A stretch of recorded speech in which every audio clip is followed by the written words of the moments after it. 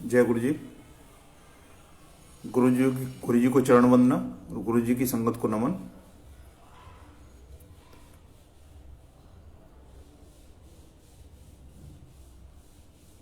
जो जैसे मैं पहले अपने शब्दों में दोहराता रहा हूँ कि गुरु जी के दर से वो मिलता है जो गुरु जी के जो पैसे से खरीदा नहीं जा सकता। तो वो हमेशा मेरा सच रहा है। इसमें कभी भी ऐसी कोई दो राय कि दिमाग में इस चीज़ का लगाया जाए, क्योंकि मैंने जो अपनी लाइफ में महसूस किया है गुरु जी के आने के बाद में, अभी मैं रिसेंट का मैं आपको अपना एक एक्सपीरियंस शेयर करूँगा कि मैंने बेटी का अभी पीछे लास्ट ये जैन में जो है वो एक रिश्ता मैंने जो है ना वो किया था।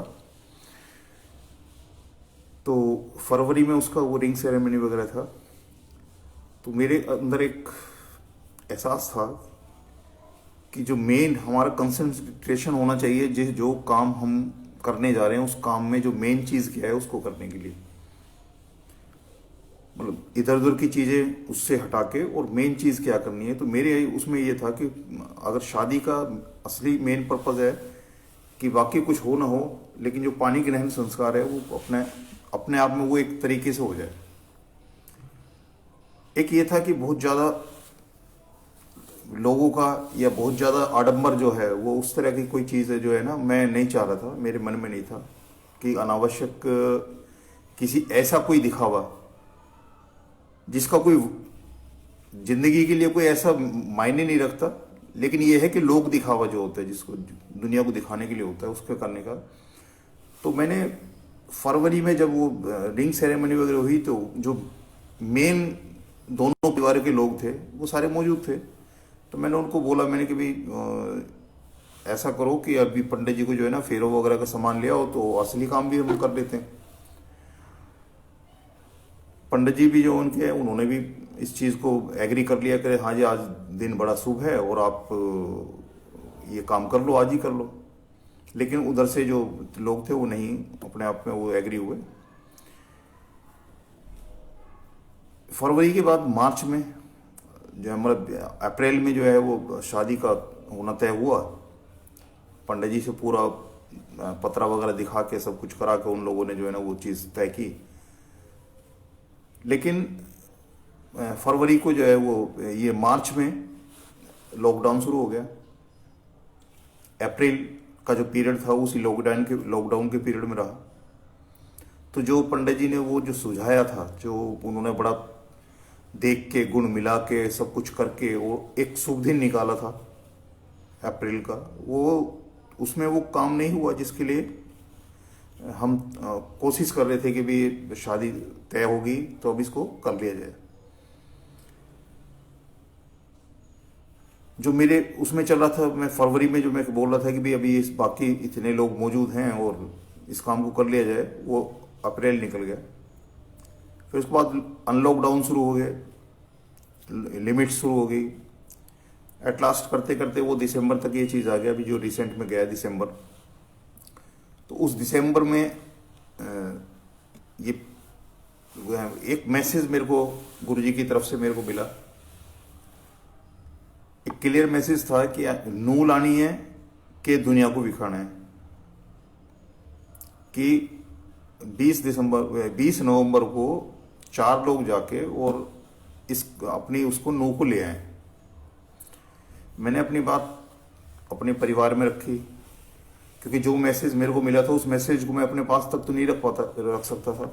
करना ना कराना ये तो गुरुजी का अपना तरीका था, लेकिन मैंने वो बात आगे रखी, उन लोगों को भी बताई। तो उन्होंने कहा जी ऐसे कैसे हो सकता है कि हम बिना सूझे जो है ना ऐसा, अभी तो जो है ना देवता सो रहे हैं और इस समय कैसे ये मतलब काम को जो है ना अंजाम दिया जाए। तो मैंने उनको बताया कि देवता कहाँ सो सकते हैं, वो तो 24/7 हर क्षण हमारा ख्याल रखते हैं। उनके पास सोने का वक्त ही कहाँ है। ये तो सोने का वक्त तो हम जैसे जो आम जन हैं, इंसान हैं, इन लोगों के लिए इन्होंने रात बना रखी है, सोने की बना रखी है, लेकिन ये तो 24 घंटे हमारा ख्याल रखते हैं। तो ये कहाँ सोएंगे। और फिर दूसरे ये थे कि अगर देवता सो रहे हैं तो फिर हम दिवाली कैसे मना पाएंगे, अहोई, करवा चौथ, ये कई त्योहार तो ऐसे हैं इसी सोते हुए देवताओं के बीच में हैं। तो मैंने कि अगर देवता सो रहे हैं तो हम मना किसको रहे हैं। अगर हमारे देवता ही सो रहे हैं और हम पूजन करते हैं तो हम किसको पूजन कर रहे हैं। लेकिन किसी की समझ में नहीं आया। फिर सपने में मेरे को, मैं जो वुड बी वाइफ थी उनके जो पेरेंट्स को या अपने इनको बताया मैंने कि सपने में मैं बोल रहा हूँ उनको। मैंने भी, मुझे नहीं पता कि इस मैसेज के पीछे क्या वजह है। हो सकता है आगे लॉकडाउन हो जाए, या हो सकता है मे बी आगे किसी की डेथ हो। ये सपने की बात थी। लेकिन जो जिस डेट पे इन्होंने फिक्स किया, दोबारा फिक्स क्या किया कि वो वेन्यू, जिस डेट को पहले फिक्स किया वो उस पर वेन्यू अवेलेबल नहीं हुआ, फिर वो शिफ्ट हो गया। मैंने गुरुजी के ऊपर छोड़ दिया। मैंने कहा गुरुजी, मैंने आपका मैसेज जो था मैंने उसकी अपनी तरफ से कोशिश कर ली, बाकी आप जानी जहान है, तो मैंने उसमें कुछ ऐसा करना नहीं है। क्योंकि मेरे को छोड़ के बाकी सारे अपोजिशन में खड़े हो गए, सारे, मेरी फैमिली के भी और उधर के फैमिली के भी। तो फिर मैंने छोड़ दिया। मैंने कहा भाई ठीक है, अगर पंडित जी बड़े हैं तो आप एक काम करो, पंडित जी जैसा बोलते जाते हैं वैसे ही आप करते रहो, कोई दिक्कत वाली बात नहीं। अभी 3 दिसंबर को जो है शादी का वो प्रोग्राम था। तो जहाँ से मैं बाकी सारा काम तो अप्रैल के हिसाब से हम कर चुके थे, सब जो कपड़े वगैरह सब कुछ, जो कुछ लेन देन का सामान है, ये सब कुछ हम कर चुके थे। सिर्फ बेटे के था कि वो बाहर से आना था और उस बेटे के कपड़ों के लिए था। मैं ऑफिस में गया, मैंने कि ऐसे ऐसे जो है ना वो बेटा आ गया और उसके कपड़े वगैरह दिलाने, टाइम बहुत कम है। तो उसने एक करोल बाग में कोई दुकान थी, करे मैं ऐसे मैं अपने साले के लिए जो है ना कपड़े वहाँ से मैं जो है ना शादी के लिए लेके आया था। तो उसका क्वालिटी भी ठीक है और रेट भी ठीक है, तो एक बार वहाँ भी ट्राई कर लेना। हम वहाँ गए बच्चों के साथ में, मैं गया, एक दुकान पे हम घुसे, देखा, कुछ समझ में नहीं आया। एट लास्ट मैंने उनको बोला, मैंने कि भाई ऑफिस में है, वो ये कह रहे थे कि एक दुकान है कोई इधर, तो उस दुकान पे भी देख लेते हैं। जब मैं वहाँ दुकान पे पहुँचा तो ऊपर वो जो शेरवानी वगैरह का जो उन्होंने लगा रखे थे, वहाँ जब मैं गया तो वहाँ मैंने देखा कि उनका जो मेन काउंटर है, उस काउंटर पे गुरुजी बैठे हुए हैं। पीछे जो है पूरा बड़े दर्शन गुरुजी के लगे हुए हैं। और उसमें ऊपर जहाँ गया, जहाँ पहन के देखे जाते हैं, चेक किए जाते हैं, तो वहाँ जाके देखा तो वहाँ भी गुरुजी के दर्शन लगे हुए हैं। तो मेरे को तो समझ में आ गया कि ये तो आगे आगे गुरुजी चल रहे हैं। क्योंकि ऑफिस में ना उसने, मैं बोलता, मैंने कि बच्चे आ रहे हैं, वो कपड़े उसके रह गए हैं, उसके कपड़े। तो वहाँ पहुँचे, वहाँ देखे तो टाइम इतना कम था। उसको हमने बोला कि भाई ये चीज़ चाहिए, उसने कहा जी हाँ जी ठीक हो जाएगी, टाइम पे हो जाएगी। लेकिन 1 तारीख को उसने बोल दिया, कहने लगे जी ये आपकी ये चीज़ तो आ गई है, लेकिन ये चीज़ रह गई है। बेटे ने मेरे को बताया कि पापा उधर से मैसेज आया कि भाई ये ऐसे ऐसे ये कुछ चीज़ें हैं जो रह रही हैं, वो मिलेगी नेक्स्ट डे। और नेक्स्ट डे हमारे जो है सारे प्रोग्राम थे। तो मैंने कहा भाई ऐसे तो पॉसिबल नहीं है, अगले दिन तो हमारे से निकला ही नहीं जाएगा, क्योंकि सारे जितने भी प्रोग्राम्स हैं वो सब जो है ना शादी से 1 दिन पहले वाले थे हमारे। तो मैं जाके उनके यहाँ 6 बजे बैठ गया। मैंने कि जी पर्ची दी, मैंने कि पर्ची ये आप, वो कहने लगे जी भाई साहब से बात हो गई है। मैंने कि भाई साहब से बात नहीं है, ये चीज़ मैंने लेके जानी है, जी थोड़ा टाइम लगेगा। मैंने कि चाहे रात के 12 बजे, आज का दिन मेरे पास पूरा है, लेकिन कल मेरे पास टाइम नहीं है, कल हम नहीं आ पाएंगे। और या आपको जहाँ हम जा रहे हैं, शादी के लिए जा रहे हैं, वहाँ आपको डिलीवर करना होगा। वो कहने जी दिल्ली में तो हम कर देंगे, इतना दूर 250 किलोमीटर कैसे चल के जाएंगे। मैंने कहा ये आपका वो देखना है, लेकिन मैं आज लेके जाऊँगा, क्योंकि कल मेरे पास कोई टाइम नहीं। और एक ऐसा संयोग है जो अगले दिन 2 बजे के बाद वो कह रहे थे ये चीज़ मिलेगी, और मैं वहाँ बैठता हूँ, और थोड़ी देर बाद आके 15-20 मिनट बाद आके वो मुझे से बोलता है, कह रहे जी वो लड़का भेज दिया है और वो चीज़ भी बन के आ रही है, थोड़ा सा टाइम लगेगा, 1 घंटा 1.5 घंटा आपको वेट करना पड़ेगा। मैंने कहा कोई बात नहीं, नो प्रॉब्लम। मैंने तो पहले ही बोला कि आज 12 बजे तक मेरे पास टाइम है। वो 8:30-9 बजे तक जो है ना वो चीज़ उसने सारी अरेंज करा दी, वो प्रॉपर जो चीज़ थी। और मुझे लगता है कि इतने कम टाइम में अगर गुरुजी ना होते तो शायद वो चीज़ें इतने अच्छे से जो है ना वो अरेंज नहीं हो पाती। उन्होंने एक तो जो भटकने का जो टाइम था वो टाइम मेरा आउट कर दिया, जो 10 दुकानों पे घुसना था, ये जो करना था।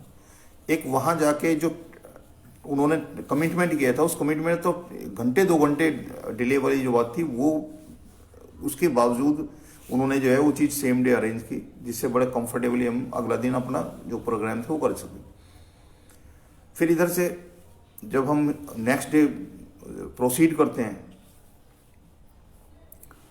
बड़े अच्छे से हुआ। जबकि ये दिल्ली में जो है ना वो कि ये बॉर्डर सील कर दिया, वो बॉर्डर सील कर दिया, तो हमें ये लग रहा था कि हो सकता है कि जिस दिन हमने जाना है उस दिन ऐसा कोई तमाशा ना हो जाए कि हम बॉर्डर से निकल ही ना पाए दिल्ली से।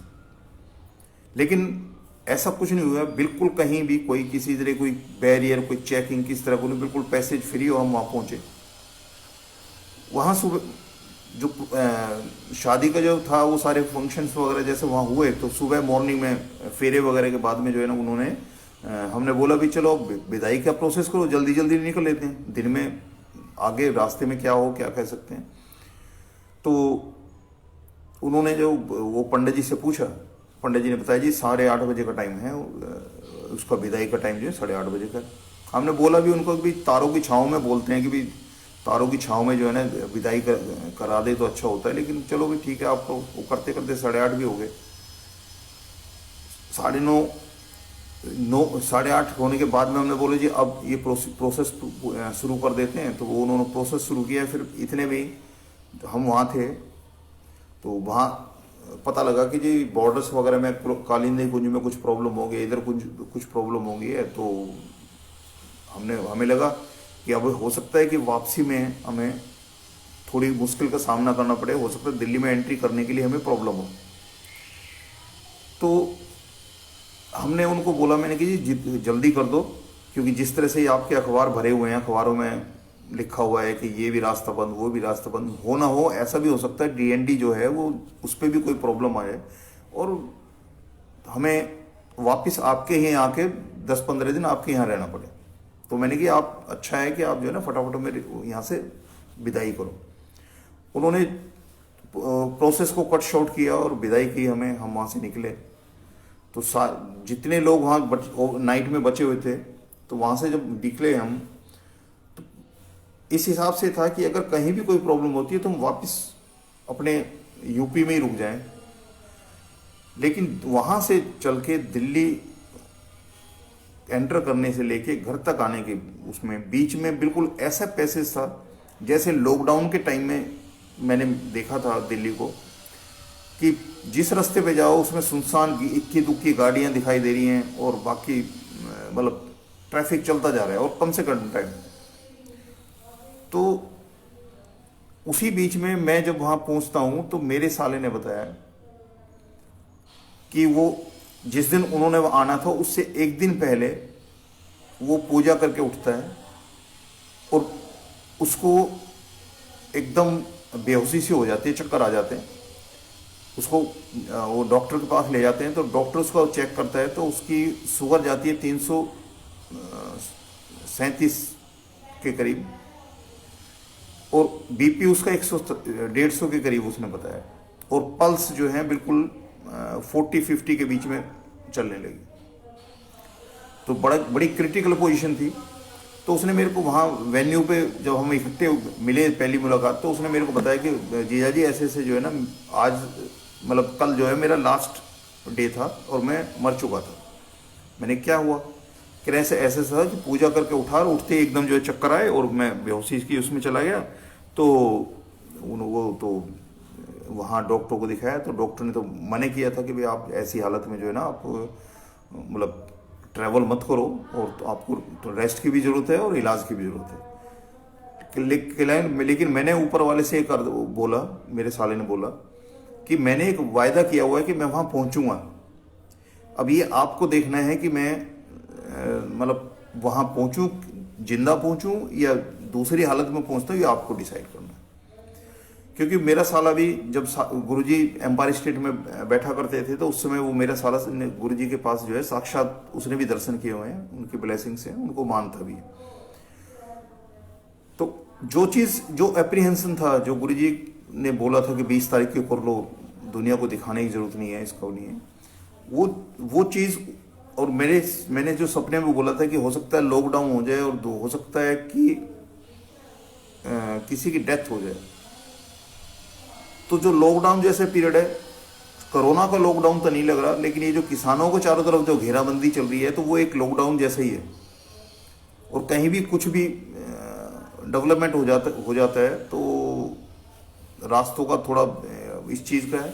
दूसरा जो डेथ वाली बात थी, जो मेरे साले के साथ जो हुआ, जो उसने अपना एक्सपीरियंस बताया, जिस स्टेज से वो जो वापस आया और वहाँ आने उसके बावजूद वो शादी अटेंड करके गया और हमें पूरा पैसेज फ्री मिला। ये सिर्फ यही था कि मैं मतलब गुरुजी की जो आदेश था मेरे लिए कि 20 तारीख को जो कर लो, क्योंकि कई फैक्टर काम करते हैं। मेरा तो पूरा मन शुरू से ही था, मैं तो यही था कि मेन काम कर लेते हैं, बाकी जब होगा। और तब मतलब जब रिश्ता किया था तब कोई लिमिट नहीं थी, कोरोना ने उस लिमिट को कर दिया, 50 लोगों तक कर दिया। और अभी भी मेरे जो अपनी जो फर्स्ट जो वो हैं रिलेशन है, जो घर कुनबा है, उन तक के काफ़ी लोग भी जो है ना वो आ नहीं पाए।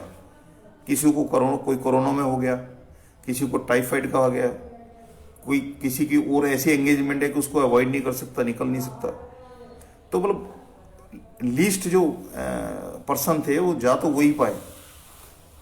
और जो दिखावे वाली जो बात, जो गुरु जी की तरफ से जो मैसेज था कि दुनिया को दिखाना है और नू को लाना है, तो बेसिक उसी पे कंसंट्रेट किया और सिर्फ जो नू को लाने वाली बात है वही गुरु जी के आदेश को वही माना। हाँ, तारीख का जो है वो थोड़ा शिफ्ट रहा, ये भी गुरु जी की वो होगी। ये हो सकता है उनकी टेस्टिंग रही हो कि वो क्या चाहते हैं, क्या आदेश देते हैं और हम क्या उसको मानते हैं और कैसे मानते हैं और कितनी उस मानने में हम कितनी कोशिश करते हैं अपनी तरफ से, हमारा प्रयास क्या है, ईमानदार कोशिश कैसी है। क्योंकि कोशिश कामयाब होती है, तो हमारी जो कोशिश क्या है कि गुरुजी की मानने के लिए हम क्या कर सकते हैं, वो सब मेरी अपनी एक कोशिश थी। लेकिन जो ये हुआ है, पूरा जो प्रोसेस रहा है, वो प्रोसेस में पूरा बिल्कुल साक्षात ये आभास रहा कि अगर गुरुजी साथ ना होते तो ये चीज़ें इतनी स्मूथ, जो पैसेज इतने फ्री मिले, या इस तरह की जो कोई ऐसी कोई टेक्निकल कोई दिक्कत नहीं आनी थी। इवन बहुत कम लोग होने की वजह से जो हलवाई वगैरह जो घर पे लगाए जाते हैं 3-4 दिन 5 दिन के लिए, वो भी उसको वो 1 महीने से जो है ना वो करता रहा। और उससे डेट से 1 दिन पहले, 1 दिन से भी 1 दिन पहले उसका शाम को मैसेज आता है, जी मैं आपके घर के सामने खड़ा हूँ, बताओ क्या करना। मैंने कि भी अभी तो 2 दिन 3 दिन तो वैसे ही निकल गए और इतने लोग भी नहीं आ पा रहे, कोई नहीं आ पा रहा, तो उसको हलवाई को लगाने का भी नहीं है। और मैंने उसको मना कर दिया था 1 तारीख को। लेकिन जहाँ से उसका अरेंज किया, खाने पीने का जो अरेंज किया, वहाँ देखता हूँ तो वहाँ भी गुरु जी के दर्शन लगे हुए हैं, साक्षात गुरु जी। वहाँ से भी जितने टाइम का भी जब भी लेके आए हैं तो उसी से लेके आए हैं। और बिल्कुल जैसे घर में मतलब आंटियां बैठ के जो अपने हाथ से जो बनाते हैं, जिस तरह से चपाती हैं, सब्जी हैं, उस तरह से सेम वही एहसास जो भी वहाँ मतलब खा रहा था, जो आने हुए थे, जो रिश्तेदार आए हुए थे, वो सब ये कह रहे थे कि जी हलवाई का या वैसे किसी प्रोफेशनल का बनाया हुआ नहीं लग रहा, बिल्कुल ऐसे लग रहा है जैसे हम घर में बैठ के घर के हाथ का बना हुआ खाना खा रहे हैं। तो मैंने फिर बच्चों को बताया, मैंने कि भाई वहाँ भी जो है ना ये गुरुजी का हाथ है, क्योंकि वो भी गुरुजी की संगत हैं, गुरुजी के दर्शन उनके यहाँ दुकान पे शॉप पे लगे हुए हैं। तो ये सब कुछ जो कराने के पीछे जो है ना ये सब गुरुजी का है, कि उन्होंने अपने तरीके से अपने मतलब मौजूदगी में वो सब कुछ ऐसा काम इतने प्यार से, इतने अच्छे से सब कुछ कराया कि हमें हो सकता है मतलब दिक्कतें लोगों को आ रही हैं जैसे बता रहे हैं, लेकिन हमें कोई ऐसी दिक्कत गुरुजी ने आने नहीं दी। ये अभी रिसेंट का सत्संग है, जिसको मतलब काफ़ी 1 साल लगभग हुआ है इसको चल रहा था मेरे अंदर। तो मैं उनको, इसके जो बेटे के लॉज थे उनको ये भी बोला था मैंने कि भाई मेन काम करना है हमने, तो ये भी कर सकते हैं कि 4 लोग हम जाएं और पांचों को बैठा के और ले आए। परिस्थितियां वैसी थी, हालात वैसे ही थे कि 4 ही लोग जा पाए, लेकिन इतना स्पेस दे दिया, इतना रूम दे दिया कि जिसमें हम मतलब एक रेस्पेक्टेबल जो नंबर थे उतने लोग जाके और वहां से इस काम को हम करके आ गए। गुरुजी की मेहर कब किस पे कैसे होती है, इसका मतलब हमारे अंदर कोई सवाल ऐसा नहीं होगा जिसका जवाब गुरुजी ना रखते हो अपने पास में। देते जरूर हैं, हम कितना उसको महसूस कर पाते हैं ये अलग बात है। एक बार हम बड़े मंदिर में फंक्शन की सेवा में लगे हुए थे, तो एक सेवा हमारे साथ सेवा में थी संगत। उस दिन उसका बर्थडे था, लेकिन उसने किसी को बताया नहीं। उसने घर से निकलने से पहले उसने एक अरदास कर ली गुरुजी से कि गुरुजी मैं आज किसी को नहीं बताऊंगा, ये आपने मतलब मंदिर के अंदर मेरा जन्मदिन मनाना है, आप देखो कैसे करना है। तो जब हम सेवा कर रहे थे तो उसके हाथ में जो फोन था, मोबाइल था, उसमें कई फोन आ रहे थे। तो मैंने उसको नोटिस किया, मैंने कि वो सेवा के साथ साथ बीच में जो है ना फोन को जो है यूज कर रहा था। मैंने उसका फोन उठा के अपने पास रख लिया। मैंने भी ये तेरे को परेशान कर रहे थे, इस परेशानी को मेरे को दे दे, तू आराम से सेवा कर। मेरे पास फोन आने के बाद में वो अपनी सेवा में लग गया। तो इतने में ही उसका एक फोन कॉल आई। मैंने उसको देखा, पहले उसको मैंने इग्नोर कर दिया। दोबारा आया, जब 3-4 बार आया तो मेरे को लगा हो सकता है कोई अर्जेंट हो। उसमें नाम कुछ नहीं आ रहा था, सिर्फ नंबर आ रहा था। मतलब मैं उसको बता नहीं सकता था भी किसका फोन है क्या है। तो मैंने उसको उठा लिया, पिक कर लिया।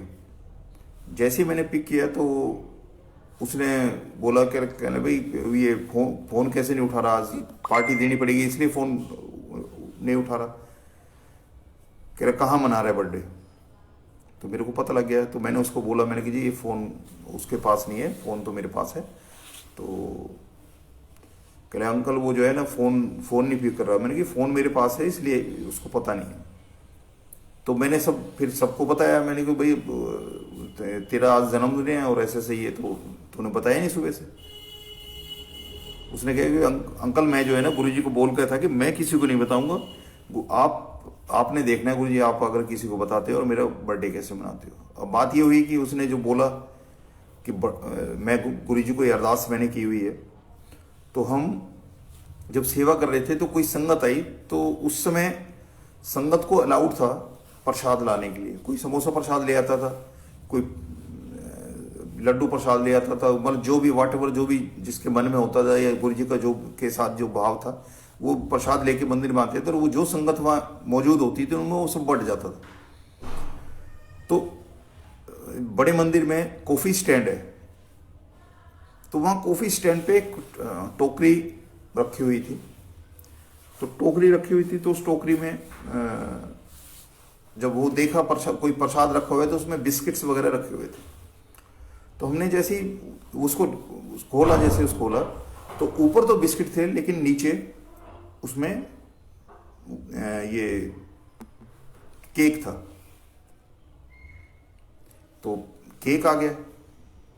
हमने वो जो आंटी जो लेके आए थे प्रसाद, तो उनके सामने जब उन्होंने देखा तो वो आंटी कहने की जी मैं तो जो है ना बिस्किट ही लेके आया, मैंने तो केक तो ऑर्डर ही नहीं किया ना, मैंने केक लिया, खरीदा है मैंने।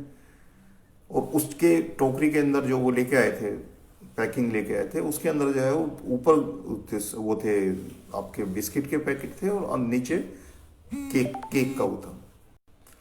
तो गुरुजी ने उसकी जो बात थी उसका बड़े मंदिर में उसकी अरदास से उसका केक वहीं कटवाया। और उसी जब हम केक काट के उसको विश कर रहे थे, उसी समय एक बंदर आया और उस केक में से एक पीस उठाया और उठा के ऊपर कॉफ़ी स्टैंड के ऊपर चला गया।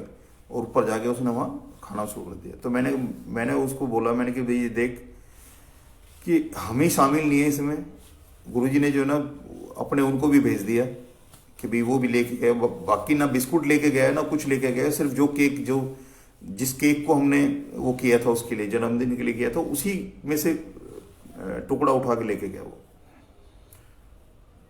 तो हमारी अरदास जो हम करते हैं, कोई मांग बैठते हैं, गुरुजी उसको हमेशा मतलब जो पूरी करते हैं। ये तो मांगने वाली चीजें हैं जिसको मांगने के बाद हमें लगता है कि गुरुजी ने हमारी बात सुन ली, लेकिन उनको उनसे मांगने की नौबत ही नहीं आती।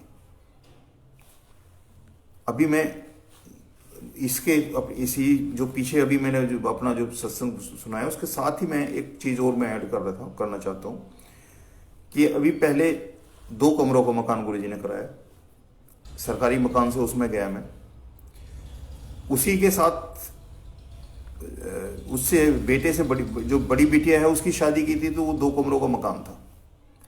तो जो कोई भी आने जाने वाला था बड़ी मतलब दिक्कत रही उसमें। तो लेकिन बेटे की शादी से पहले गुरुजी ने किया कि वो 2 कमरों के 4 कमरों में कन्वर्ट करा दिया। मैं अपने चाचा जी को मैंने जाके बताया कि ऐसे से जो है ना बेटे का रिश्ता जो है ना मैंने तय कर दिया है और अभी शादी होगी तो तब करेंगे। तो वो कहने लगे भाई बिलायती मेरे मन में एक बात आ रही है, मैं बोलूं? मैंने कि चाचा जी आप बोलो। वो कहने लगा भाई तेरे पास 2 कमरों का मकान है छोटा सा और तू लड़के की शादी करने जा रहा है, तो मतलब मैंने कि चाचा जी ये चीज मेरी चीज पहले ही पूरी हो चुकी है, क्योंकि जो 2 कमरों को मकान जिसमें आप होके आए थे अब वो गुरुजी वो जो है 4 कमरों के उसमें कन्वर्ट कर दिया है। मैंने एक छोटा सा जमीन के साथ ही जो है ना जड़ से जो है ना मैंने एक छोटा सा वो लिया है जिसमें 4 कमरे हैं। तो मेरे चाचा जी कहने लगे हाँ मैं यही सोच रहा था कि भी तो लड़के की शादी करने जा रहा है लेकिन तेरे पास स्पेस ही नहीं है। मैंने कि मुझे पता है कि मैं क्या करने जा रहा हूँ, उसके लिए मेरे को किन किन चीज़ों की जरूरत पड़ेगी। तो मैंने कि 4 कमरे, कह रहे हाँ मैं यही कहना चाह रहा था। लेकिन अभी जब दिसंबर में शादी तय हुई तो एक दिन इसमें सितंबर के उसमें ऐसे बैठ के मैं आंटी से बोला, मैंने कि भाई 4 कमरे हमारे पास हैं, एक कमरे में मेरा डबल बेड लग गया, एक में जो है सोफा वगैरह लग गए हैं, एक में रसोई होगी और एक में बिटिया रह रही है। मैंने कि 4 कमरे तो ऑक्यूपाइड हैं। फिर हम ये शादी करके उसको अगर थोड़ी सी प्राइवेसी चाहिए तो उसको कहाँ करें? बिटिया को बाहर निकालें, मैं बाहर हूँ, या सोफे वाला उसको ख़त्म करें, कैसे क्या किया जाए? तो फिर मैंने कहा चलो एक काम करते हैं, एक कमरा ऊपर एक और डाल लेते हैं। यानी कि अगर फ्लोर में होता तो वो ऑप्शन मेरे पास नहीं होता, लेकिन गुरुजी ने ऐसा किया कि मेरे को इतना स्पेस दे दिया तो मैंने कहा चलो एक कमरा डाल लेते हैं। 2 मिनट के अंदर बाद में ठीक है चलो अभी टाइम है, शादी में टाइम है तो एक कमरा डाल लेते हैं। जब कमरा डालने की बात ही तो मैंने बात की मिस्त्री वगैरह के लिए बारे में बात की, तो एक दोस्त हैं वो बोले, कहने लगे भाई साहब क्या कर रहे हो आप एक कमरा डालो चाहे 2 कमरा डालो, बहुत ज़्यादा फर्क नहीं आएगा होएगा, तो आप एक काम करो ऊपर पूरा जो है ना फ्लोर ही डाल लो, 2 ही तो कमरे डालने हैं आपने, तो एक डालने की आप सोच ही रहे हो तो एक और डालो और पूरा लेंटर डाल लो। आप अंदर चाहे कुछ मत करना लेकिन कर लो। अब शादी के टाइम पे ये डिसीजन मतलब इतना एक गुरुजी ने इतना स्पेस टाइम दे दिया कि जो काम मैं फरवरी में सोच रहा था जिस काम को, लेकिन मेरे पास वो नहीं था, उस काम को उठा के दिसंबर में कन्वर्ट हो गया।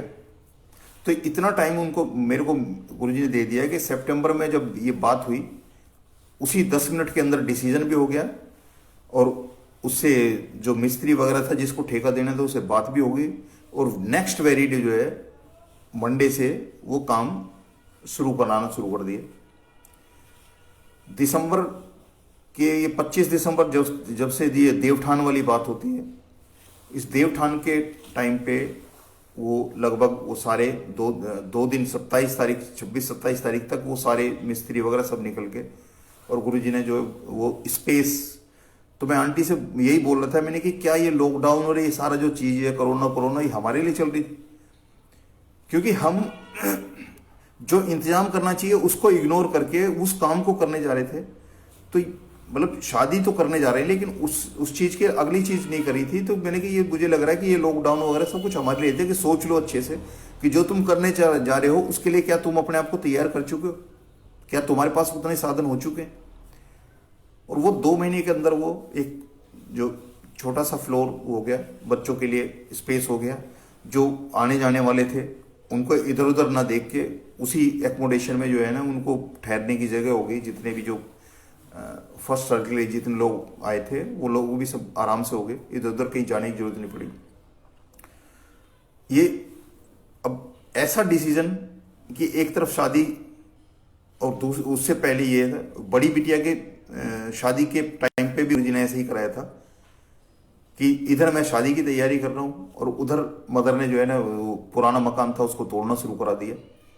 और फाइनली 2009 में मकान मतलब वो कंप्लीट हुआ है और उधर बिटिया की शादी का फिक्स हो गया। वो काम 2009 और 2010 की मार्च के बीच में वो काम कराए गुरुजी ने कराए थे और वो भी बैक टू बैक थे। और ये भी ऐसा काम कराया गुरुजी ने कि ये 2 महीने के अंदर जो है ना वो मकान बना के और शादी भी उसके उसी सीक्वेंस में शादी कराई। एक्स्ट्रा कोई वो नहीं हो करना पड़ा, गुरुजी की मेहर ही थी। उस टाइम भी मुझे फंड मैंने निकाला था लेकिन काम नहीं आ पाया। उस टाइम की जो बात थी, अभी पीछे जो बीच वाली बिटिया की शादी की थी उस समय जो फंड था वो भी बाद में उसको काम में लिया, शादी के टाइम पे काम नहीं आया। अभी भी यही है कि गुरुजी ने दोनों काम करा दिए, मकान भी एक्सपेंड करा दिया और शादी भी गुरुजी ने करा दी। तो ये ऐसी कृपाएं हैं कि जो साक्षात हैं, जिनको सबूत की जरूरत नहीं है, क्योंकि हमने अपनी जिंदगी में इतना कुछ गुरुजी के यहाँ मत्था टेकने के बाद इतना कुछ इन आंखों से देखा है कि उसमें कहीं किंतु परंतु की कहीं जगह ही नहीं है।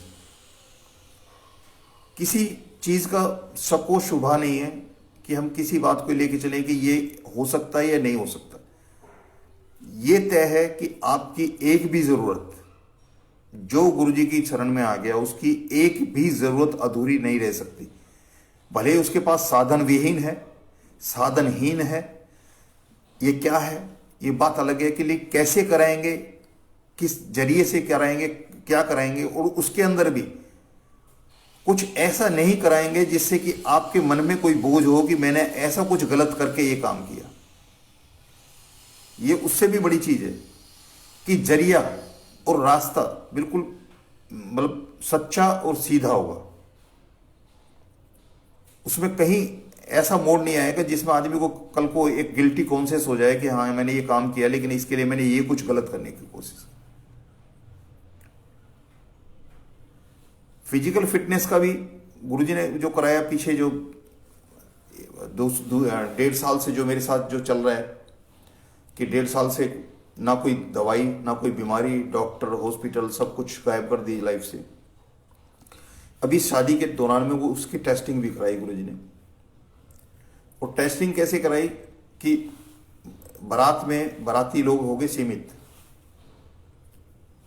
उस पूरी मेरी तरफ से जो लोग गए सबसे जो एज में जो रहा वो मैं ही रहा, क्योंकि बाकी कुछ हेल्थ की वजह से जो हमारे जो बुजुर्ग थे उनको इस वजह से नहीं प्रेफर किया ले जाना कि भी कोरोना का जो एक डर बैठा रखा है कि हो खुदा ना खास्ता अगर कोई ऐसी चीज किसी के साथ भी कुछ भी कोई ऐसा बात हो जाती है तो ये कहेंगे कि भी उसके यहाँ गए थे उसके यहाँ ऐसा कुछ हो गया। तो इसलिए हमने कोशिश ये की कि सबको कि जो एक उम्र में ज़्यादा हैं तो वो जो है ना घर में ही स्टे करें। वहाँ ये जो सफ़र है एक थोड़ा लंबा सफ़र था, 250 किलोमीटर जाना था, 250 किलोमीटर आना था। और आने जाने का जो प्रोसेस तो बड़ा हेक्टिक होता है। इधर से जाओ भागते भागते, फिर वहाँ प्रोसेस में चलते फिरो, फिर वापस भागते भागते वापस आ जाओ। तो एग्जर्शन वाली जो चीज़ होती है कि हेल्थ इशू, फिर साथ में उनकी उम्र, तो इस वजह से उनको बने किया। तो वहाँ था कि सारे सीनियर हैं। लेकिन वहाँ जब वो बैंड बाजा का हुआ तो मेरे अंदर एक वो था, मैंने कि देखता हूँ कि मेरे अंदर कितना चेंज आया है, मतलब हेल्थ वाइज कितना चेंज आया है। तो जो एक नॉर्मल होता है डांस डांस वो करते हैं, तो कम से कम 2-2.5 घंटे लगातार जो है ना डांस कराया गुरुजी ने। और उसके बावजूद भी ना थकान, ना कोई भारीपन, ना ऐसा लगा, मेरे को ऐसा लग ही नहीं रहा था। इवन उसके बावजूद मेरे को लग रहा था कि मैं एकदम फ्रेश हूँ। और ओवरनाइट पूरा मैं मतलब सारे जो संस्कार हुए उसमें पूरा जाग के बिना पलक झपके सारा काम हुआ। वापस घर आने के बाद जो काम होते हैं, उन कामों के आने के बाद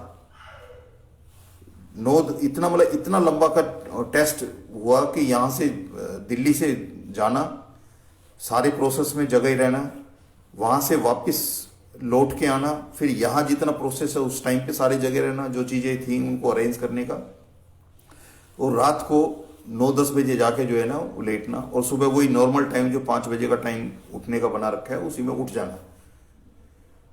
और शरीर पे, बॉडी पे जो है कोई भी एडवर्स इफेक्ट ना हो इतने लंबे प्रोसेस का। तो इसी चीज से जब जो चीज मैं महसूस करता हूं कि जो टाइम हम गुरुजी के हजूरी में दे देते हैं, या जो सांस हमने उनके नाम में ले लिया, वो हमारी जिंदगी के जो पन्ने हैं उसमें से जो है ना अकाउंट में से नहीं घटता।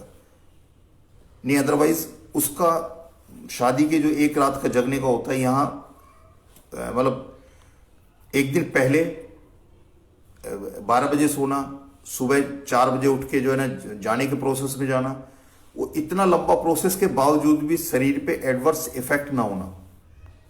और वो भी एक उम्र, जिस उम्र में लोग अपने आप को चुकता मान लेते हैं कि वह खत्म हो गया, सरकार रिटायरमेंट करने के लिए तैयार हो जाती है, उस उम्र में जाके अगर इतना वो संभाल के रख सकते हैं, क्योंकि जिंदगी का असली जो एंजॉयमेंट है वो तभी है जब हमारी हेल्थ हमारे साथ हो। जो मैं मतलब पिछले अगस्त से जो मैं महसूस कर रहा हूं डे बाय डे जो चीज है, कि अगर हेल्थ हमारे साथ है तो हमें सूखी रोटी भी जो है ना वो पेड़े लगेंगे। मतलब हमारे साथ जो है खुशी भी होगी, कि अंदर जब सुकून होगा तो हमारी खुशी भी जो है ना दिल से होगी। तो वो चीज मैं महसूस कर रहा हूं। और जो गुरुजी का था कि जिंदगी गुरुजी ने 2-3 बार ऐसी मेरी उसमें रहा है कि प्रत्यक्ष है, प्रमाणित है कि मैं मतलब मेरा दी एंड आना था, लेकिन गुरुजी की कृपा रही कि उन्होंने वापसी मेरे को जिंदगी दी। वो जिंदगी दी, उसके बाद जो गुरुजी की प्रायोरिटी है सेकेंडरी हेल्थ, उसके बाद हेल्थ दी। और बाकी उस तीसरी जो चीज है जिसके लिए जो लोग जो है पता नहीं क्या कुछ करते हैं, उस चीज के लिए ना कभी मैंने सोचा, ना कभी मैंने बैंक बैलेंस के बारे में सोचा, ना मैंने कभी प्रॉपर्टी के बारे में सोचा, ना कभी मैंने सोने चांदी के बारे में सोचा, ना कभी इस तरह की कोई चीज है ही नहीं। बस शुरू से जब से होश संभाला तब एक ही चीज ऊपर वाले से था कि मेरी जो जरूरत है वो समय पे पूरी हो जाए, तो बाकी कुछ नहीं। मेरे को पीछे लेके ना मैं लेके आया दुनिया में, ना लेके जाना, तो मेरा यही था। और मेरी जो आंटी हैं उनका भी था, आफ्टर मैरिज उन्होंने जब मेरे से अब उनका वास्ता पड़ा, तो नॉर्मली मेरे फादर जो है ना मेरी मदर को तनख्वाह देते थे और हम भी जो है ना उनको ही दिया करते थे। तो जब हम वहाँ से मदर फादर के वहाँ से जो है ना सरकारी क्वार्टरों में आगे तो मैंने अपनी वाइफ को मैंने बोला, मैंने कि भाई ये तनख्वाह पकड़। तो कहने लगी मुझे तनख्वाह से लेने देना नहीं है, मेरी तो आपके सामने घर है, जो मेरी ज़रूरत है मुझे तो वो पूरी चाहिए, मैंने इस पैसे के चक्कर में नहीं पड़ना। और उन्होंने आज तक ना कभी ये पूछा कि मेरी तनख्वाह कितनी है, ना कभी उन्होंने ये कहा कि मेरे पास इतने पैसे होने चाहिए या मेरा बैंक बैलेंस इतना होना चाहिए, कुछ नहीं। उन्होंने जो बोला था मेरे से कि मेरी ज़रूरत जो है वो आप देखो और पूरी करो। उस समय उसका जो सुकून है, तो गुरुजी के यहाँ भी हमारे बस हम तो यही है कि हमारी जो ज़रूरत है वो हमारी पूरी हो जाए, बाकी के लिए करना क्या है। मतलब 4 चपाती की भूख है, 4 चपाती मिल जाए, 10 चपाती रखे 6 चपाती सड़ा के क्या फायदा। ऐसा घर में वो करके उसका क्या फायदा। आप सोना चांदी इकट्ठा कर लो, फिर उसके ऊपर सांप की तरह कुंडली मार के बैठना पड़े कि कोई उसको लेके ना चला जाए, कोई चोरी ना कर जाए, किसी को कोई छीन का ना ले जाए, कोई स्नैचिंग ना हो जाए, बैंक में कोई फ्रॉड ना हो जाए। मतलब वो सारी जो चीजें हैं, क्योंकि एक इंसान है वो बिल्कुल फक्कड़ है, उसके कोई जेब नहीं है, वो दुनिया में कहीं भी घूम जाए उसको कोई फिक्र नहीं होगी। और अगर उसकी जेब में 150 रुपये भी होंगे, वो बस के अंदर ट्रेवल करने लगेगा तो उसको एक थोड़ा सा होगा कि तेरे 100 रुपये हैं, उसकी जगह लाख होगा, उसकी फिक्र ज़्यादा बढ़ेगी, करोड़ होगा और ज़्यादा बढ़ेगी। मतलब वो हमें नहीं वो करता, हमें उसकी रखवाल करनी पड़ती है और अपनी एक टेंशन। तो हमारी तो यही एक अरदास है कि गुरु जी हमारी जो ज़रूरत है वो आपके सामने है, हमारे से अच्छा आप हमारे लिए सोच सकते हैं। तो जब हमारे से अच्छा मालिक हमारे से अच्छे सोच सकते हैं तो फिर हम उनको क्या बताएं। क्योंकि एक संगत हैं, बंगाली थे, तो वो जब वहाँ सेवा में वो भी आया करते थे तो उन्होंने अपना एक सत्संग सुनाया था इसी उसमें कि मेरे फादर यहाँ गुरु जी के पास आया करते थे, तो उन्होंने मेरे को बोला करते थे वो कि भाई ऐसे से हैं गुरु जी और आप जो है ना चलो, तो मैं मना करता था क्योंकि वो बंगाली थे। वो कहते हैं कि हम तो काली की पूजा करते हैं और देवी का है तो हम किसी गुरु को मानते नहीं। लेकिन पापा ने मरने से पहले उनको बोला कि बेटे मेरे कहने से एक बार तू जो है ना गुरु जी के यहाँ जाना। वो कहने लगे मैं तो सिर्फ एक बार के लिए आया था गुरु जी के, एक बार के लिए मैं आया था कि भाई पिताजी की लास्ट विश थी कि मैं गुरु जी के यहाँ जाऊँ, तो मैं एक बार आया था। लेकिन एक बार आने के बाद मैं जो है ना बार बार आने लगा। वो कहने लगे कि मैंने ये अपनी नौकरी छोड़ के कोई बिजनेस शुरू किया था, तो बिजनेस शुरू किया कह रहे, लेकिन लगभग गुरुजी से जब बोला था, गुरुजी ने बोला था कि भाई तेरा जो है दिसंबर तक जो है ना सब ठीक हो जाएगा। तो दिसंबर की जगह जो है ना वो मार्च अप्रैल मई जून का वो आ गया। तो मैं बड़ा परेशान कि बिजनेस तो खोल लिया लेकिन उसमें कुछ प्रॉफिट जैसा कुछ लग नहीं रहा, आगे कुछ ग्रोथ नहीं दिखाई दे रही। तो वो कहने लगे कि मैंने कई संगत से बात की कि भाई ऐसे से मेरा तो कुछ ऐसा लग नहीं रहा, मेरी तो गुरुजी सुनते नहीं है। तो किसी संगत ने बोला, कहने लगे ये तो पंजाबियों के गुरु हैं और पंजाबियों की जो बात सुनते हैं जल्दी से और हमारे लोगों की बात नहीं सुनते, तो एक काम कर गुरुजी से लड़ाई कर ले। तो कहने कैसे? कह रहे गुरुजी को बोल दे कि मैंने गुरुजी आपके मंदिर नहीं आना, आप हमारी सुनते नहीं। कह रहे मैं जो है गुरु मंदिर में आना छोड़ दिया मैंने। कह रहे मैंने छोड़ दिया तो रात को करीब 2-2:30 बजे वो बताते हैं कि भाई वो लेटे भी दिखाई दे रहे हैं अपने आप को और वो बैठे भी दिखाई दे रहे हैं। मतलब उनकी रूह बैठी है और शरीर उस पर बेड पे पड़ा है और साथ में गुरुजी आके बैठ जाते हैं। तो गुरुजी बोलते हैं किस लिए नाराज है, क्यों नहीं मंदिर आना छोड़ रहा है, मंदिर नहीं आ रहा।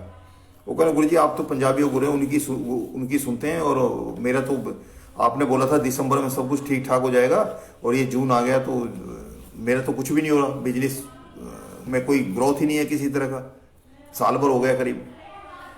तो गुरुजी ने बोला भाई जो तेरा काम है वो तू कर, तू मंदिर आना क्यों छोड़ता है, जो मेरा काम है मेरे को करने दे।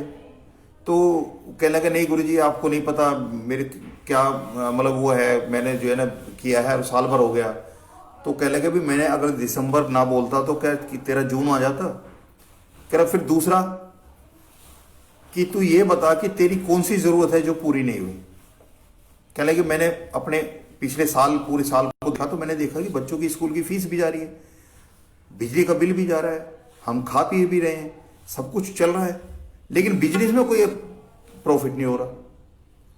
तो वो कहने लगा गुरुजी ये तो चल रहा है लेकिन मेरी जो चीजें समस्याएं हैं वो तो मुझे ही पता है। तो गुरुजी ने बोला भाई तेरे को मतलब क्या पता है अपने बारे में? कह रहा 100% पता है मेरे को। तो गुरुजी ने उसको एक बोला, कह रहा अच्छा 100% पता है तो एक दिन बड़ा मेमोरेबल दिन था तेरी लाइफ में, नए कपड़े तूने डाले हुए थे, तो वो कौन सा दिन था? कह रहा मैंने अपनी पूरी दिमाग पे जोर डाला लेकिन मेरे को वो दिन समझ में नहीं आया। तो गुरुजी ने उसको जैसे विजुलाइज किया, जैसे टीवी में दिखाते हैं पिक्चर की तरह, उस तरह से दिखाई दिया वो दिन, वो कपड़े, वो ओकेजन। तो उसने गुरुजी ने बोला कि अब बता तेरे को कितने % पता है? करते करते उसने कह दिया इस तरह से तो मेरे को जो है 50% भी नहीं पता। फिर गुरुजी ने दो चार चीजें और उनसे पूछी, वो बता नहीं पाए। तो उसने लास्ट में आके बोला, कह रहे गुरुजी आप ऐसे बताओगे कि पिछले हफ्ते जो है ना शाम को, इस दिन शाम को कौन सी सब्जी खाई थी, ऐसे थोड़ी याद रहता है। वो कहने लगे गुरुजी, वो कहने लगे गुरुजी कहने लगे कि भाई तुम तो बता रहे मेरे को 100% पता है अपने बारे में। कहने लगे जी इसी हिसाब से तो जी गुरुजी मेरे को 0% भी नहीं पता अपने बारे में। तो गुरुजी ने बोला था कि भाई तू अभी भी सोच रहे कि कितनी जीरो लगानी है तूने। कह रहा मैं तेरा विगत भी जानता हूं, जो तेरा चल रहा है उसको भी जानता हूं, जो तेरे आगे होने वाला है उसको भी जानता हूं, और जो मैंने तेरे उसमें मिटा के जो दूसरा लिख दिया है, और जिनके लिए तो रूठ के जो है मंदिर आना छोड़ रहा है, कह रहा उसका सिर्फ 5% है जो तू मांग रहा है, और जो मैं देना चाहता हूं, जो मैं देना चाहता हूं उसका सिर्फ 5% है जो तू मांग रहा है। कह रहा लेकिन तू, तेरे को सब्र नहीं है, उस वक्त तक का तेरे को सब्र नहीं है, और मैं तेरे को उसको मिटा के मैं 10% तेरे को मैं अभी दे देता हूं, जो तू मांग रहा है उससे मतलब डबल तेरे को दे देता हूं, लेकिन वो जो बाकी जो 90% है वो खत्म।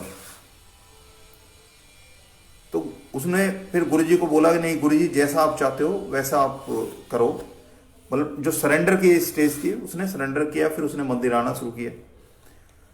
तो ये हम सबके साथ है कि हमारी जो ज़रूरतें, हमें हमारी जो कुछ ज़रूरतें होती हैं, कुछ शौक होते हैं जिनको हम ज़रूरतों में शामिल कर लेते हैं, वो ज़्यादा हमें परेशान करती हैं।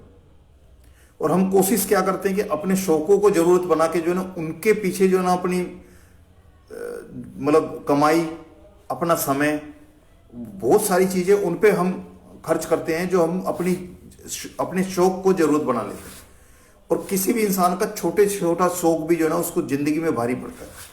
किसी भी शौक को ले लो, आपकी ज़रूरत कभी आपके ऊपर भारी नहीं होगी, लेकिन आपका शौक वो हमेशा आप पे भारी पड़ेगा, छोटे से छोटा, चाहे कोई गुटखा खाने का हो, कोई बीड़ी पीने का हो, कोई शराब पीने का हो, कोई कहीं ये घूमने फिरने की जो कोई ऐसी कोई हैबिट हो, ये सारी चीज़ें ऐसी हैं जो मतलब बड़ा वो इंसान को वो करती हैं। लेकिन जो ज़रूरत है, जो हमारी ज़रूरत है, और ये कोरोना के टाइम में हमारी एक्चुअल में ज़रूरत क्या है, ये हमें सबको दिखाया, एकदम पूरा प्रैक्टिकल करके दिखाया कि ज़िंदगी की ज़रूरत क्या है और हम किन लफड़ों में पड़े हुए हैं। हमने अपनी ज़िंदगी में कितने माया जाल और कितने मक्कड़ जाल बना रखे हैं जिसके अंदर फंसे हुए हैं, घूमते रहते हैं और सारी ज़िंदगी उन्हीं चक्करों में होम कर देते हैं। हमारी जीने के लिए ज़रूरतें बहुत कम हैं, लेकिन हमारे शौक, दुनिया को दिखाने का दिखावा, मतलब अपने लिए कम और औरों के लिए कम। क्योंकि पीछे एक बार ऐसी कोई बात चल रही थी, तो मैं उन अंकल के साथ में बात कर रहा था किसी उस पर, तो मैंने अंकल को बोला, मैंने कि ये जो शादी में जो ये आप बता रहे हो कि ये 1 करोड़ रुपया लगा दिया, मैंने कि टोटल हिसाब किताब के लगा के देखो कि उस बिटिया के और उस बेटे के जिनके लिए ये सब कुछ किया गया है, उनके हिस्से इस 1 करोड़ में से क्या आया, जिनके लिए आपने किया है उनके हिस्से में क्या आया। आप ये कह रहे हैं कि 1 करोड़ की शादी कर ली, लेकिन उस शादी के बावजूद भी उन जिनके लिए आपने किया है उनके लिए क्या आया, उनके हिस्से क्या आया। सारा टोटल जो है दुनिया को दिखाने का ही तो किया है। जो असली जो काम था, असली काम में कितना खर्चा हुआ उसका टोटल लगाओ, उसका बताओ मेरे को, तब मैं समझ पाऊंगा कि वाकई में तो वही है कि जरूरत हमारी कितनी है। हमने उसको लोग दिखावे के लिए, दुनिया को दिखाने के लिए हमने उसको कितना एक्सपेंड कर दिया, कितना बढ़ा के उसको कर दिया, और उसके लिए हम सब कुछ करते हैं जिसका हमारे से कोई वास्ता ही नहीं। वो कभी हमारे दुख में, कभी हमारी मजबूरी में, कभी हमारे घाटे में, कभी वो हमारे साथ में खड़ा हुआ नहीं मिलेगा। वो हमारी मजबूरी पे, हमारे दुख में, हमारी परेशानी में हमारे ऊपर हंस तो सकता है, लेकिन वो हमारे साथ कभी खड़ा नहीं मिलेगा हमारे उस दुख को बांटने के लिए। लेकिन उन लोगों के लिए जाके जो है ना, उन लोगों को दिखाने के लिए हम अपनी जिंदगी को एक वो रेस का घोड़ा जो है ना, उस तरह से जो ना इस्तेमाल करते हैं। जैसे एक रेस में जो है ना, एक अंधी दौड़ में दौड़े चले जा रहे हैं, न मंजिल का पता है न लक्ष्य का पता है, बस दौड़ो। कितना दौड़ सकते हैं?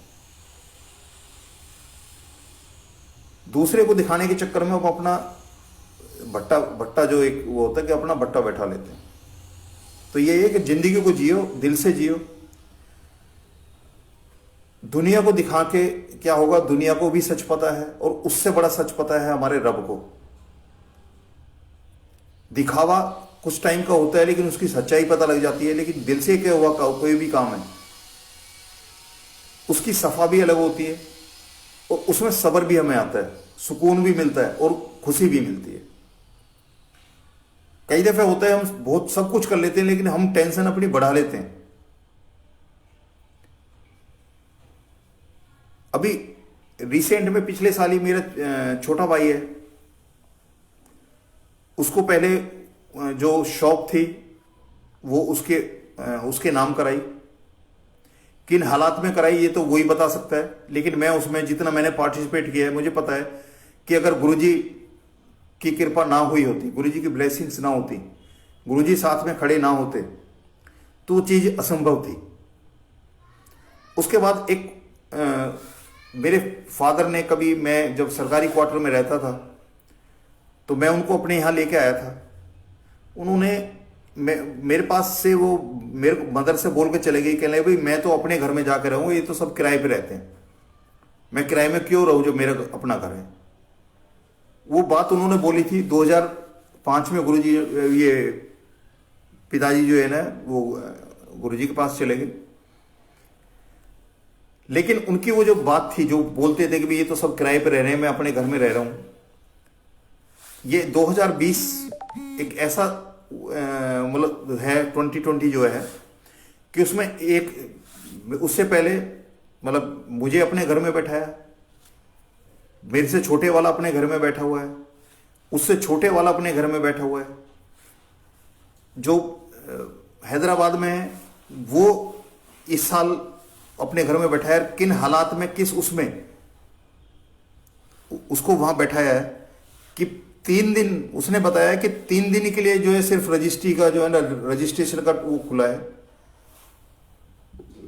ऐसी टाइमिंग फिक्स की है कि उन्हीं 3 दिन में उसका वो सारा काम हो गया, बैंक लोन भी हो गया, रजिस्ट्रेशन भी हो गया, फिर वो बंद हो चुका है। और एक जो रजिस्ट्री कराने में जो वो परसेंटेज होता है वो भी बढ़ गया बाद में। तो ये अभी ये जो रिसेंट की चीज है कि उसने अभी जो मेरे को बताया है कि भाई वो जो जगह जो उन्होंने उसको मकान जो गुरुजी ने ब्लेस किया है, और लोगों को जो वो जा रहा है उससे करीब 20 से 25 लाख का डिफरेंस है। उसको सस्ता गुरुजी ने दिलाया कि उसको पहले ही एंगेज करा दिया था गुरुजी ने, और उसके बाद ये लॉकडाउन हो गया इस पीरियड के प्रोसेस के बाद में। तो जब उसकी एक्चुअल में रजिस्ट्री हुई है और उसका जो मालिक था, जो जिसने ओनर जिसने बेचा था, वो बार बार इसको बोल रहा था कि भाई आप 2-4 ऊपर लेके जो है ना, आप जो है ना इसको छोड़ दो, वापस कर दो। उसने बोला कि भाई मैंने तो ये जो है रहने के लिए लिया है, तो मैं इसको वापस करने का तो नहीं है। तो उसका उसने जितने में लिया और जितने में एक्चुअली उसके अड़ोस पड़ोस के जो निकल रहे हैं, बिक रहे हैं, उसमें करीब 25 लाख का डिफरेंस है। तो ये गुरुजी की मेहर ना होती तो ये 2020 तक, मतलब 2006 में गुरुजी के पास में गया, 5 में फादर एक्सपायर हुए थे। उससे पहले वो बोला करते थे कि सब किराए पे रह रहे हैं, मैं अपने घर में रहूंगा। सारे भाइयों को अपने घर में बैठा दिया गुरुजी ने, और उसके साथ भी जो ये सत्संग जो है कि भी गुरुजी ने इतने तरीके से उसको 3 दिन रजिस्ट्री खुली और जी उसमें उसको वो सारा काम हो गया, बैंक लोन भी हो गया और उसका सब काम हो गया। तो ये गुरुजी की मेहर है और पूरी बरस रही है। और मुझ पे ही नहीं, जैसे मैंने अपने साले के बताया, वो भी गुरुजी के यहाँ एम्पायर स्टेट में वो गुरुजी के दर्शन किए हुए हैं उसने। लेकिन शादी से पहले जो उसका था कि उसके घर वाले भी घबरा गए थे, उसने खुद बोला है कि मैं मर के वापिस आया हूं। तो ये सिर्फ यही शक्ति ऐसी है जो हमारी जो भाग्य में लिखी जो इबारत है उसको मिटा के उसको रीराइट कर सकते हैं।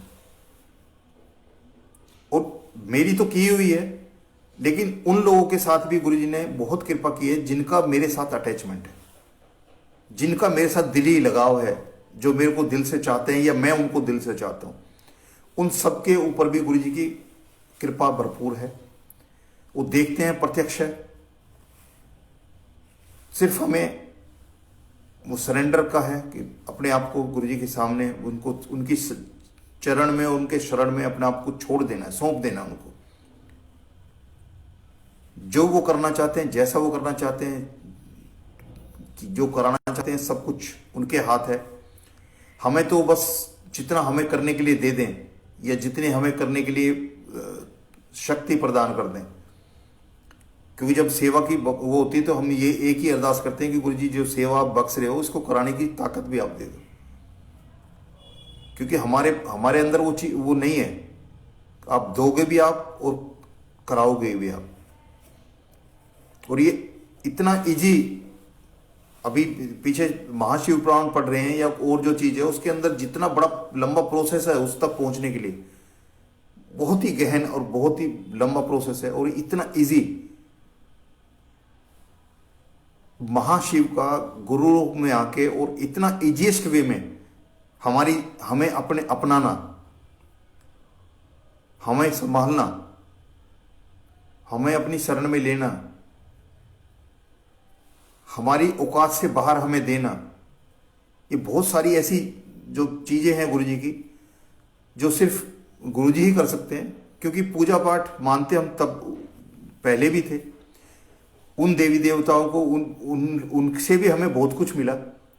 लेकिन यहां आने के बाद में जो एक क्लियर अलग पथ है जिसमें हमारे लिए करने के लिए ऐसा कुछ नहीं कर रखा, सिर्फ हमें तो सिमरन करना है। और सिमरन की जो नाम है वही, उसकी नैया जो है वही पार होनी है। क्योंकि नाम, वो कलयुग में नाम आधारा, तो नाम ही है। बाकी ये जो आपकी धूप बत्ती, अगरबत्ती, फूल माला, प्रसाद, ये सब तो दुनियावी चीजें हैं। उनको दिखाने के लिए, उनको मनाने के लिए जो हमारे पास है वो तो सिर्फ हमारा भाव, हमारी श्रद्धा और हमारा विश्वास है। और फाइनली हमारा जो है समर्पण। भाव, श्रद्धा, विश्वास और समर्पण, ये चार चीजें जो कुदरत सबको जो है पैदाइश के साथ सबको देके उसके अंदर देके भेजती है। सिर्फ हमें अपने भाव को, अपनी श्रद्धा को, अपने विश्वास को और समर्पण की जो भावना है उसको जागृत करना है हमारे पास, सबके पास है। लेकिन सिर्फ उसको इस्तेमाल करना आना चाहिए कि हमें कैसे इस्तेमाल करना है। तो यही गुरुजी की कृपा है। जय गुरुजी। आज के लिए इतना ही। नेक्स्ट जब गुरुजी का आदेश होगा, कभी वो चाहेंगे तो आप लोगों के सम्मुख जो है ना फिर मैं आऊँगा और गुरुजी के सत्संग के लिए हाजिर होऊंगा। जय गुरुजी।